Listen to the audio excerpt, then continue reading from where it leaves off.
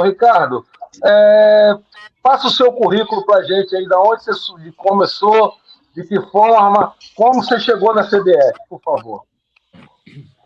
Então, Ronaldo, eu tive o sonho de ser jogador de futebol, né?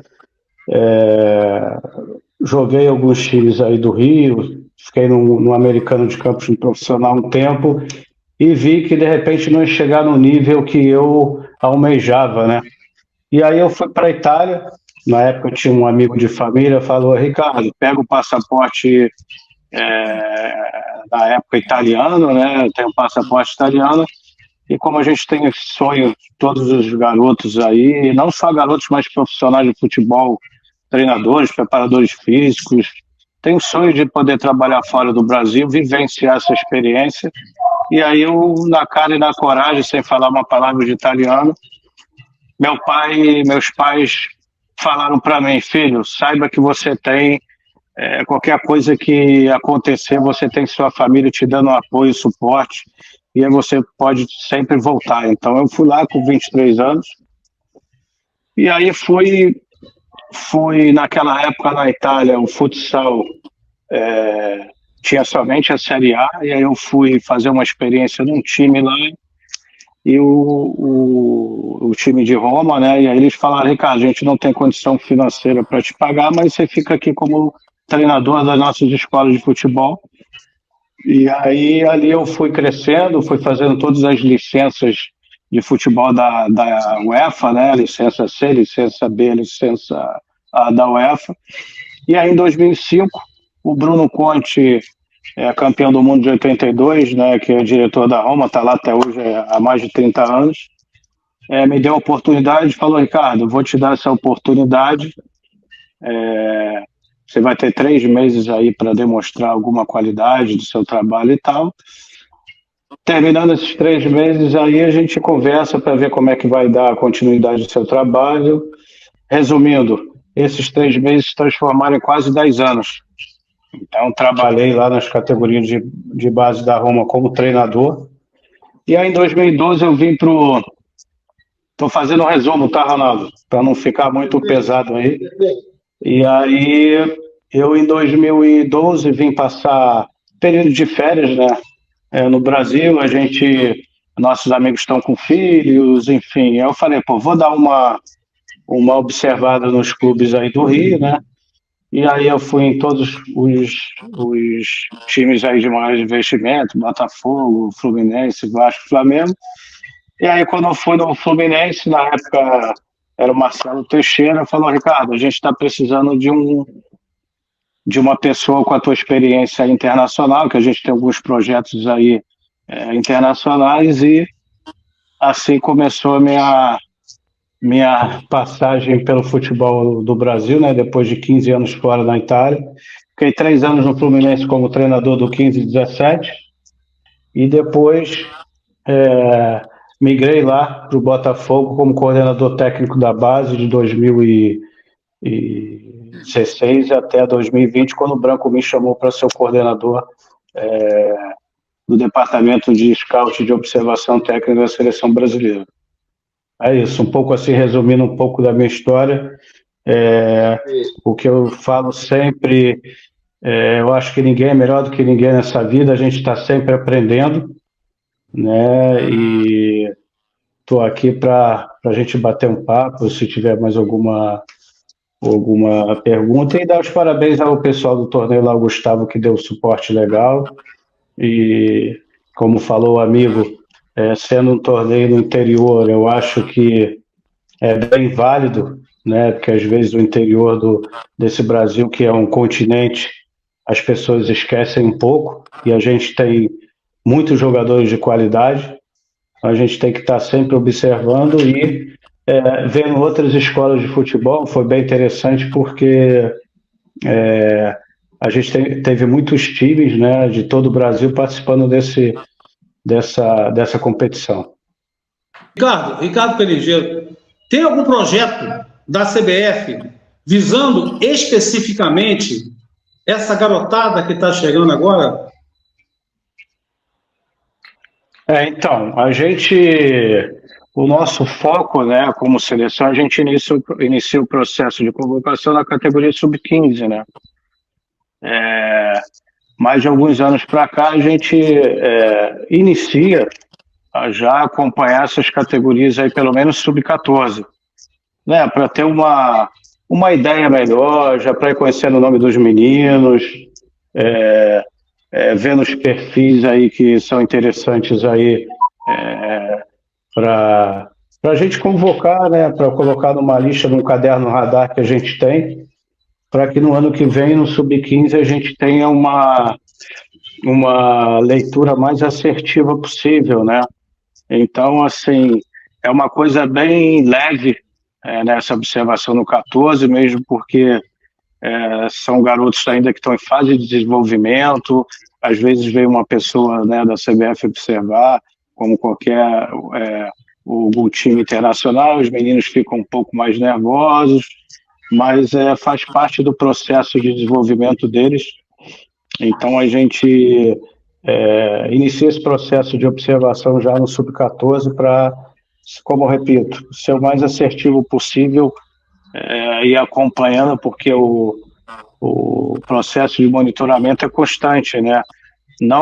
Não que esse jogador agora do Sub-14 que tenha se destacado venha a ser um titular no Sub-15 da seleção, ou vice-versa. Os jogadores estão sempre aparecendo, sempre se desenvolvendo, e o nosso papel é justamente esse, de estar observando, né? A gente sabe que essa categoria Sub-14 é diferente da Sub-15, que é diferente da Sub-17, às vezes as tomadas de decisão são um pouco diferentes, que isso faz parte do processo de crescimento deles. Então é mais ou menos nessa linha aí que a gente trabalha, fazendo um resumo, tá? Desse início de processo de observação. Obrigado. Ricardo, você é coordenador de observação até qual idade? Então, até as Olimpíadas, né, as últimas Olimpíadas aí, eu estava como coordenador do Sub-23 até o Sub-15. Né, a gente está no departamento com o Edgar e o Dejaí, fazendo parte da equipe, e o início aí é do 15 agora até o Sub-20, né? Então, eu estou como coordenador do departamento. Isso, Dejaí e o Edgar. Lateral, Edgar. Isso, e a gente está do Sub-15, eu estou como coordenador do 15 até o Sub-20. Joguei com o Edgar. O que você achou? O que você viu de interessante na Copa Voltaça aqui de 2024? Assim, de jogador, de organização. O que eu achei bem positivo, né? Como falei anteriormente, obviamente a gente teve o suporte aí do Gustavo e de toda a organização, né? Dentro e fora de campo, um suporte bem legal. Nos sentimos à vontade, né? Para observar a nível de organização, a nível de atletas, repito, são atletas que estão em início sempre de formação, então a gente tem que estar bem atento e saber medir as palavras na hora de falar dessa idade, né? Porque oscila muito os meninos. Então, eu vi alguns jogos no início da competição e, de repente, na final da competição, aqueles que tiveram uma performance boa, tiveram um pouco menos em jogos mais decisivos, que isso é natural que aconteça, tá? E aqueles que, de repente, cresceram durante a competição, né? Que isso acontece bastante. Menino começa uma competição um pouco assustado, um pouco de medo, e ele vai ganhando confiança durante a competição e chega numa final aí que foi bem legal, bem produtiva e de qualidade. Meninos aí que eu tinha visto no início que realmente tiveram um nível de performance bem interessante na final, né? A gente sabe que às vezes dar sequência numa jogada, ter mais a posse de bola, às vezes é um pouco mais difícil, né? Ter o controle do jogo, mas foi uma competição bem positiva para ver, como eu repito, escolas diferentes, times de todo o Brasil, conhecer um pouco dos treinadores também, da maneira que eles jogam, da maneira que eles pensam futebol, para isso chegar a uma decisão aí final no próximo ano, a gente, repito, ser o mais positivo, né, e assertivo possível para fazer a convocação. E nem sempre aquele atleta que vem convocado, ele continua na seguinte, repito, é um monitoramento constante que a gente faz, né? Então, achei essas coisas bem positivas aí da competição, né?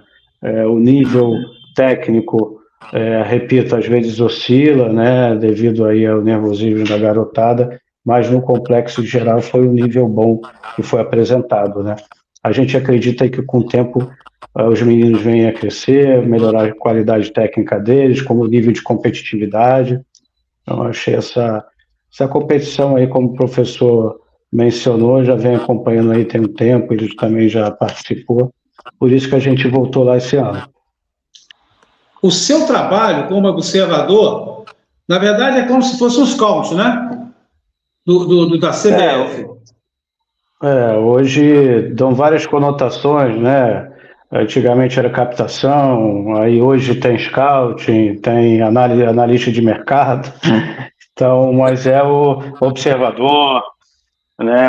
A minha função lá é o coordenador do departamento de observação, poderia ser scout também, de captação, mas é observador.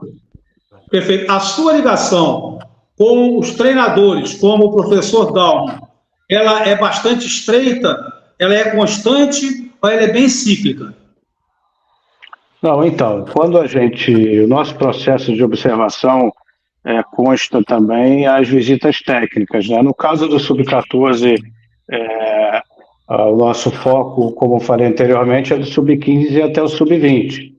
Então, quando a gente vai num clube fazer uma visita técnica, a gente bate um papo com o treinador, fala com o coordenador, a gente pede que sejam organizados amistosos, jogos contra, para a gente poder observar e ter como é que eu posso falar? Ter uma leitura, que a gente sabe que você vê um treinamento só, não é o ideal, né? Mas a gente acompanha o time em jogos, nada melhor do que você em loco, numa competição como essa, né? No caso da Copa Voltaço, fazer uma visita no clube, organizar os amistosos e, obviamente, quando está na granja, quando eles vêm ser convocados, a gente também está lá observando para fazer análise comparativa daqueles que estão performando fora também. Então, esse é um processo bem minucioso, né? E nessa fase de visita técnica, a gente tem o nosso plataforma de observação de atletas, que é o iScout também, para aqueles atletas que estão fora do Brasil e na Europa. E aí são feitas reuniões periódicas para a gente passar isso para o nosso coordenador, que é o Branco, e no caso dos treinadores, para que eles consigam tomar melhores decisões, né? Então, é importante eles terem um contraponto do departamento e para a gente passar o que a gente acha daquele jogador também, né? Das qualidades ou não, para que eles tomem a melhor decisão possível. Esse é basicamente um pouco o resumo do nosso trabalho, mas posso dizer que nós somos muito bem recebidos nos clubes, temos uma abertura muito boa, e que isso nos ajuda bastante aí no processo de observação, né? A gente sabe que todo clube tem sua particularidade, a sua rotina, e a gente procura não atrapalhar, né? Mas visitar em tempos aí que de repente não tenha jogos importantes. Isso aí é organizado com um período de antecedência junto ao clube, né? Quando a gente fecha uma observação, é mandado uma comunicação para o presidente da federação do estado onde a gente vai fazer a visita, para todos estarem cientes da nossa observação. E aí, através dessas visitas, a gente faz um relatório, né, não só da visita, como desse torneio aí da competição da Copa Voltaço, direcionando aqueles atletas que a gente acha no momento que tem condições aí de poder entrar no nosso caderno radar. Que não é o caso, repito, do Sub-14, né? O Sub-14 a gente fez uma observação inicial, eu acho que até não é oportuno estar falando nem de jogadores aqui, né? Mas é somente para a gente ter uma leitura inicial dessa categoria. Ricardo Pelingeiro, o Ronaldo não está aqui, eu vou tomar então com licença dos colegas. Eu queria que você fizesse uso da palavra, do que fosse necessário para poder mandar um recado a todos os garotos, a todos os pais de garotos que pretendem um dia que seu filho seja jogador de futebol, falar para eles o que a CBF está de olho, está abraçando, está fazendo para proteger e para criar esses jogadores de futebol do futuro. A palavra aí que você pediu, direcionamento, primeiro, eu acho que é ter paciência, né? A gente tem que estar sempre, eu na minha época de treinador, eu sempre procurei ajudar o jogador, né? O meu grande trabalho, minha grande satisfação como treinador, né, que foi a maior parte da minha carreira, é iniciar um processo no final do ano com aquele jogador e ver que no final do ano ele teve um crescimento importante. Então isso é muito importante para mim.